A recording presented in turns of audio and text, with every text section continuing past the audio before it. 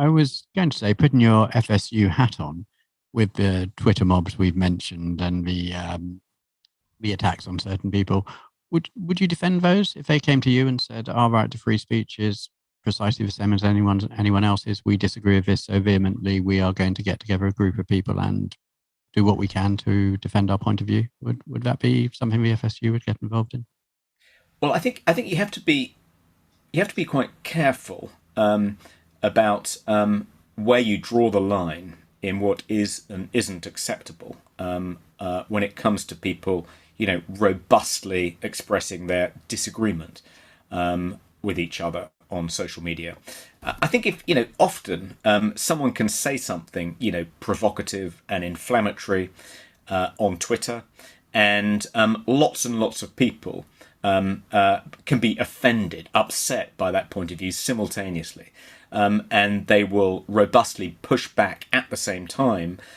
So, over the course of a couple of hours, there'll be 20,000 people attacking the person who originally made the provocative statement. And it looks like, from their point of view, it looks like an orchestrated pile-on. And it looks like a particularly brutal and disproportionate reaction to their expressing their point of view. But actually, it is just, I think, a completely organic, natural response by lots and lots of people to this particularly inflammatory opinion. I think that's fine, and I don't think any effort should be made to prevent that kind of thing happening. That is the rough and tumble of social media, and if you can't stand the heat, get out of the kitchen. Where I think it becomes unacceptable is when it is orchestrated, and when the object of the people orchestrating it is to destroy the person's livelihood. That's when it goes beyond just an expression of free speech, and I think drifts into something much more sinister. If it's one thing to hold somebody to account for their opinions by saying you disagree with them and expressing that disagreement robustly. But it's another to try and punish someone for expressing a point of view you disagree with, a lawful point of view you disagree with, by having them fired. And I think orchestrated attempts to get people fired, copying in their employers, encouraging people to complain to their employers, I think that's where it crosses the line, and that's where we would come to their defence. And I think that does take us slightly to the pandemic and to lockdown skeptics. You said at the start that you felt the pandemic had been completely dominated by one side, arguments on the pandemic, completely dominated by one side. And you suggested that cancel culture did play its part. But the problem is it makes people think if they challenge a fashionable view, they might be cancelled.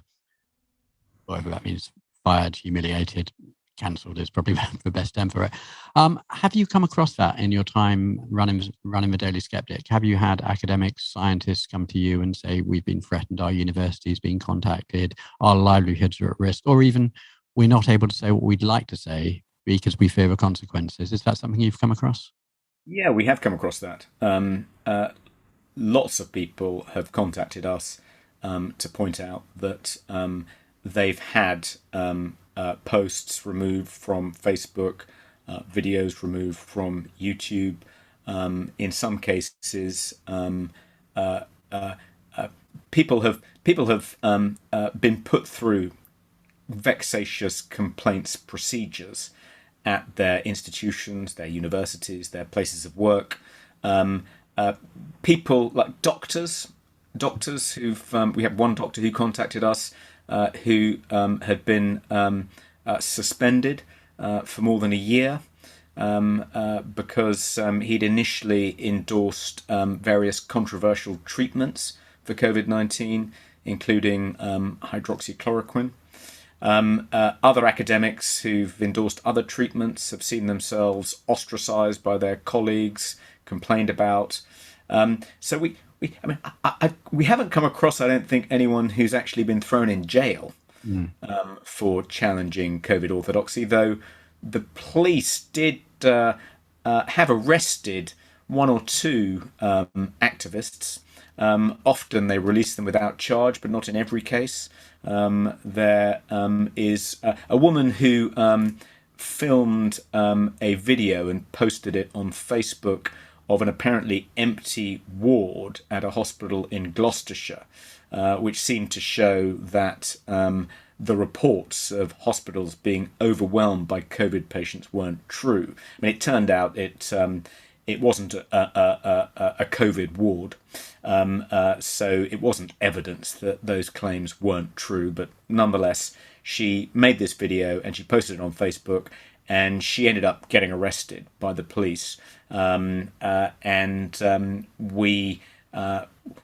helped her crowdfund and found her a solicitor. So this was at Lockdown Skeptics, so she could defend herself.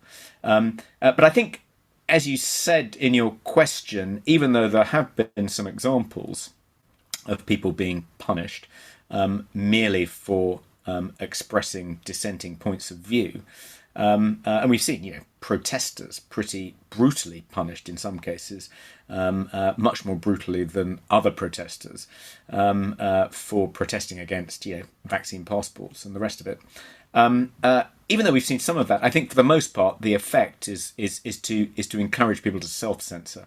So one thing, I get emails almost every day from people saying thank you for giving a platform to people willing to challenge the orthodoxy and question some of the so-called science behind these policies.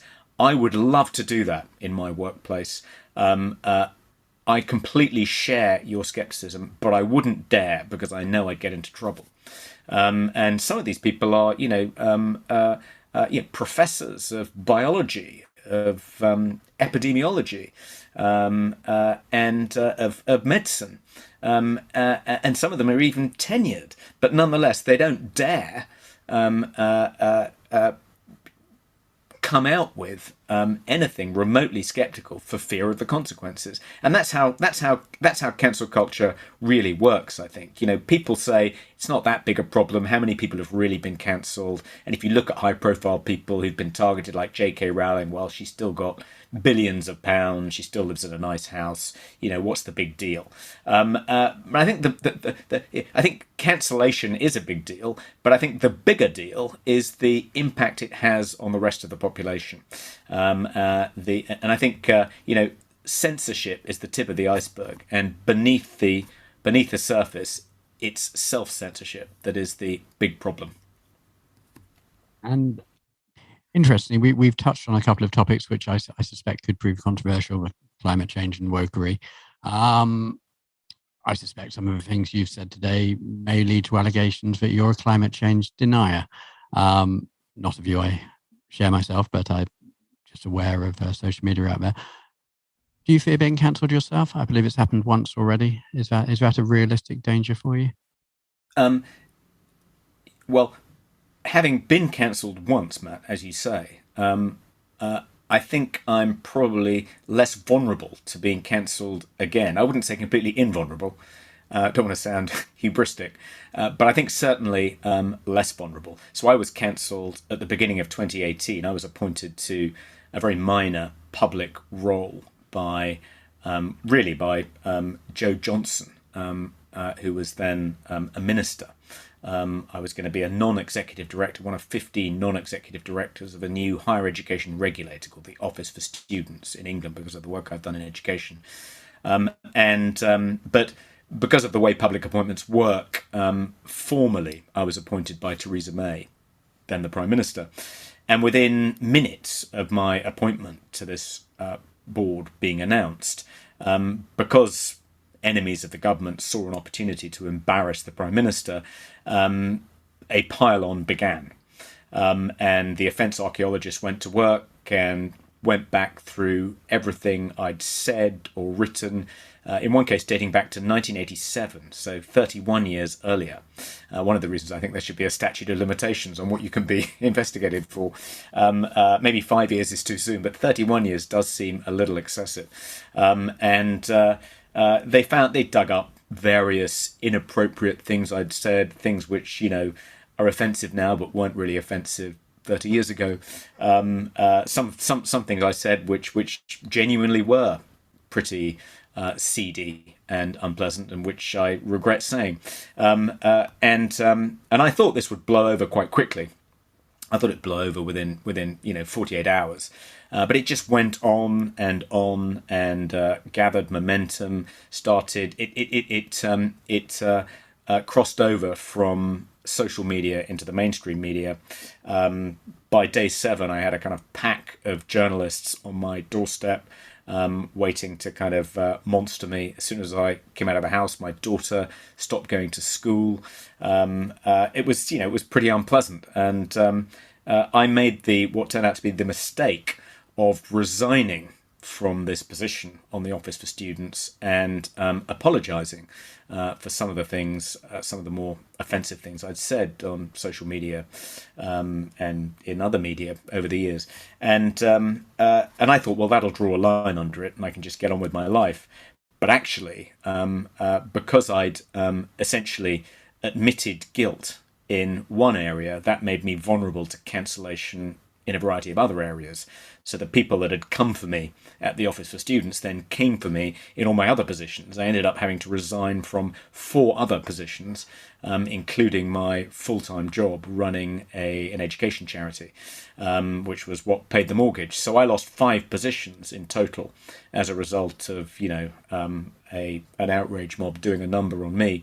And one of the reasons I wanted to create the Free Speech Union is because when I found myself, in the glare of those headlights, I felt quite paralysed. I didn't know who to turn to for good, professional, impartial advice.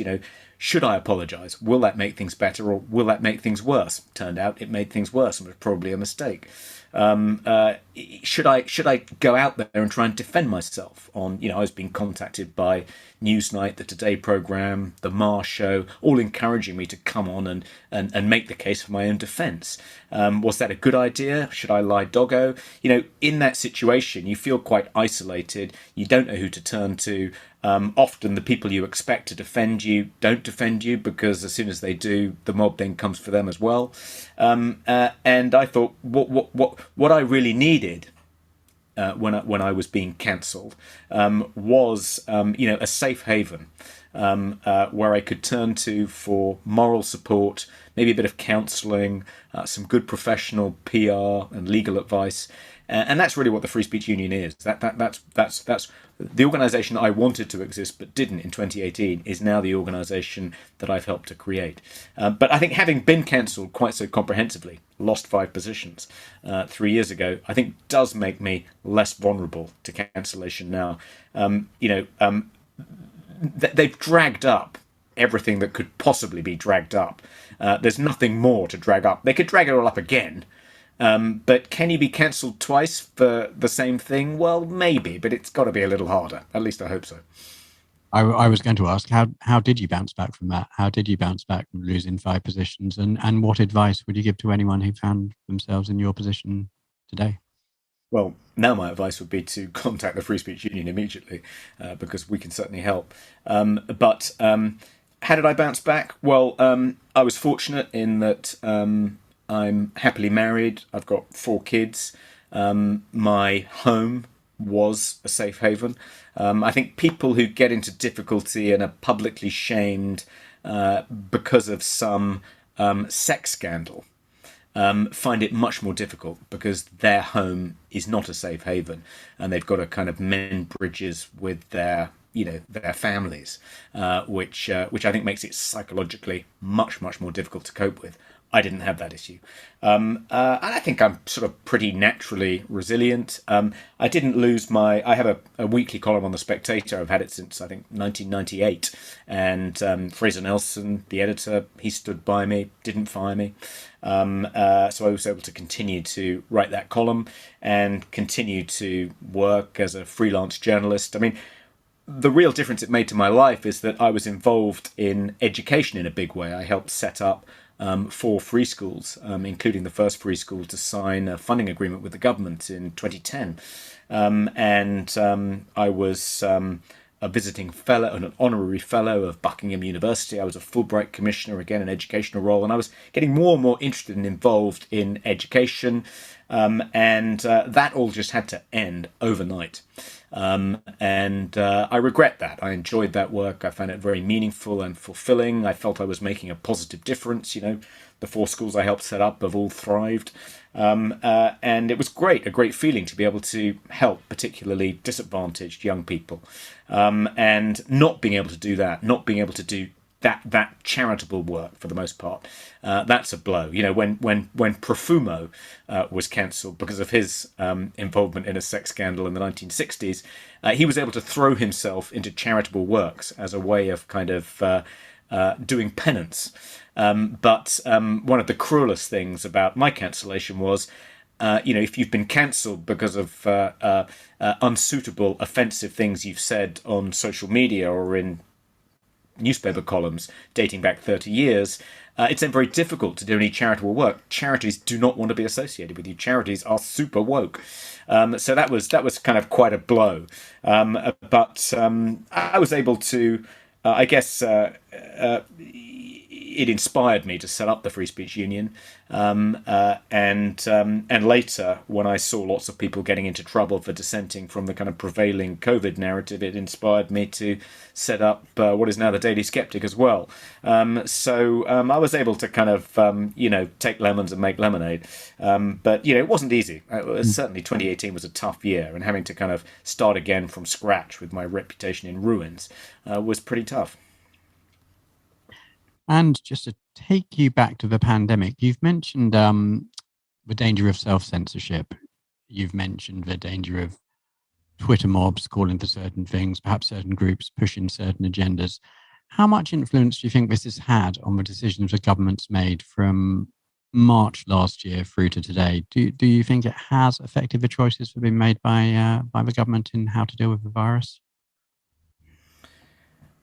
Well, I get the impression that the government has been fairly complicit in trying to silence dissent from its policies and whip up. I mean, it's done. I think it's crossed the line in two related ways when it comes to promoting compliance with its strategy for managing the pandemic. In Mainly in 2020. I think the first way in which it crossed the line was to use well-established propaganda techniques, sometimes with the help of the behavioural insights team, the so-called nudge unit, to frighten people into compliance. Using kind of yellow and black kind of imagery, something like crime scene tape, to try and bring home just how grave the emergency was, using 3-part slogans, in trying to invoke people's attachment to the NHS to try and get them to comply, spending hundreds of millions of pounds on advertisements in newspapers and on radio stations, encouraging, and that was taxpayers' money, encouraging people to, I mean, it's a sort of thin line between encouraging people to comply with public health policies like social distancing and masking, and actually just trying to persuade people that the government has got this right. If you're persuading someone that the right thing to do is to comply with the government's public health strategy, you're at the same time trying to persuade them that the government has essentially got the management of the pandemic right. And I don't think it's proper that the government should employ subliminal psychological techniques, spend hundreds of millions of pounds of taxpayers' money, overtly use propaganda to terrify people into essentially supporting the government. That seems to me to be where politicians shouldn't be allowed to go. And I think another respect, the other big respect in which I think they crossed the line, was in trying to silence dissenters. So Ofcom, the state broadcasting regulator, issued some coronavirus guidance on March 23rd, the same day the first lockdown was announced, essentially saying to broadcasters, be very careful about having anyone who challenges the government's public health strategy for managing the pandemic on air. If you have them on your programs, make sure that what they say is properly challenged. And if you don't do that, we will punish you. We will fine you. And I think that did have a chilling effect on the media. I don't think the media, the mainstream media, needed much encouragement to exclude those dissenting voices, because most people who work in the mainstream media, being members of the metropolitan elite, completely went along with all the public health guidance anyway. But insofar as there was an appetite for having some dissenting voices on, I think that was largely snuffed out by this coronavirus guidance. And who knows how complicit the government was in issuing that guidance, but I suspect it was quite complicit. I expect it lent on Ofcom to issue that guidance. And also, Neil O'Brien, MP, a Conservative MP, created a website, partly in response, I think, to lockdown skeptics, which branded people like me and Professor Carl Hennigan, Professor of Evidence-Based Medicine at Oxford, Sunetra Gupta, Professor of Theoretical Epidemiology at Oxford. These are, among the handful of public health scientists who've actually challenged the government's management of the pandemic and the kind of standard public health orthodoxy. This website created by this Conservative MP essentially smeared these dissenters as COVID deniers. I think that crossed the line too. And he's now joined the government, and he was in the government just before he started this website. And I don't think that I think it was a PPS or something. But it seems to me that's crossing the line if people that close to the government are engaged in the smearing of people who challenge government policy. That's not something Conservative politicians should do. And it comes back to the question of challenging the orthodoxy, the idea that anyone who challenges the orthodoxy is a heretic. It's heresy to suggest something different. This may be an overreaching question, but who defines that orthodoxy? Who has set that orthodoxy, particularly within the pandemic? Where do you think it's come from, this orthodoxy that cannot be challenged? Yeah, well, that is, I think, the one. I think that the grain of truth in that the conspiracy theorists, or some of the conspiracy theories, maybe one of the conspiracy theories has, is that even though a cabal of powerful people have not are not holding the strings of politicians, elected politicians across the world, or even eminent public health scientists. They're not controlling them. They're not glove puppets that people like Klaus Schwab and Bill Gates and the rest of them are manipulating. But one way, I think, in which a cabal of like-minded people who have a similar agenda can influence politics is by creating the frame, the narrative, the lens through which big global events, particularly public health emergencies, are understood.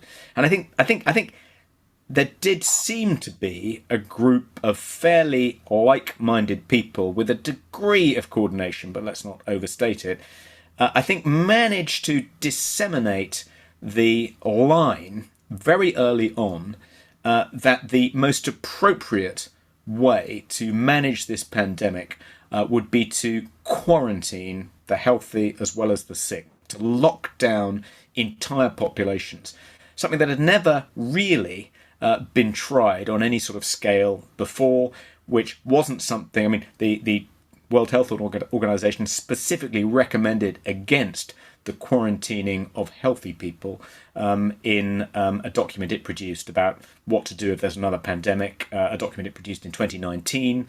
It wasn't part of the UK's pandemic preparedness strategy, but suddenly a group of people lighted on this policy and just seemed to decide that this was the most effective way to manage the pandemic. I think seeing that hammer coming down in Wuhan apparently effectively helped to persuade this group of people that this was the right way to tackle this pandemic. We need to lock people in their homes and continue to restrict their movements until such time as we've produced a vaccine. That very quickly became the dominant narrative. And I think the fact that it was being promoted by such powerful, high status people, particularly prominent scientists like Anthony Fauci, meant that it quickly became the dominant narrative, the fashionable point of view, and I think the smearing, the demonizing of anyone who dissented from it as as a denier, as irrational, as a conspiracy theorist, that contributed to the very rapid establishment of this frame. And I think in that way they did influence other Western governments. The politicians just decided that this was the way in which it should be viewed. This was the correct response to the pandemic, and it turned out to be absolutely disastrous. I was going to say, you mentioned Fauci in that group. Are we talking about scientists and health professionals rather than politicians here? Do you think the initial germ of the idea after Wuhan that lockdowns were a way forward, or is there anyone else you'd be comfortable in suggesting may have been involved in this? No, I think it was a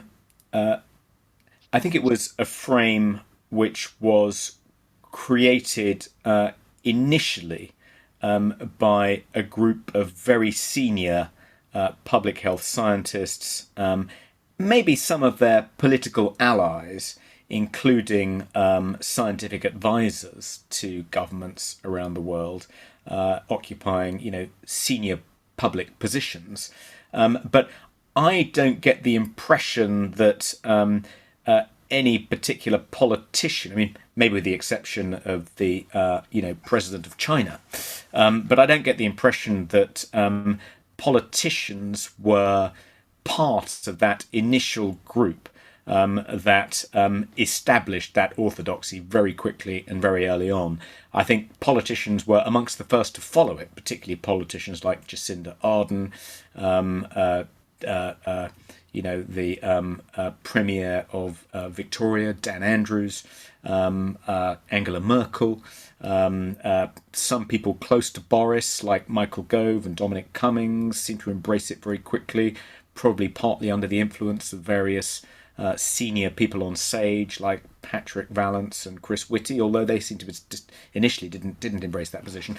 But I get the impression that politicians were largely followers. They were quick to follow, but I don't think they were part of the original group of elite scientists and their sort of hangers-on and kind of allies in the big tech world who initially helped establish that orthodoxy.